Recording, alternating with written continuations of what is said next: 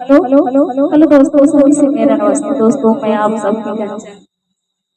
दोस्तों मैं एक ऐसा गीत सुनाने जा रहे हैं आप सबको कि वो सबरहत गांव की कहानी है कि एक ऐसी माँ थी कि उसके ऊपर इतना पासवान था कि अपने बच्चों को ही जहर दे दी और अपना भी खा ली।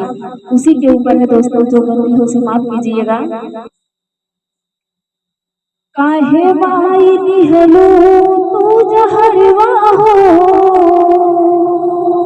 काहे माई दिहलो तू जहरवा हो, हती लेहलो हमारो परानवा। काहे माई दिहलो तू जहरवा हो, हती लेहलो हमारो परानवा।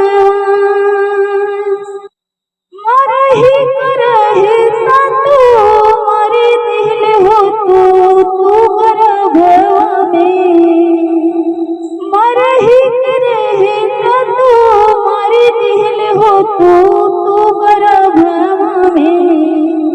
काहे माई दिहलो तू जहरवा, पाप से भरल तोहर मनवा हो, पाप से भरल तोहर मनवा हो।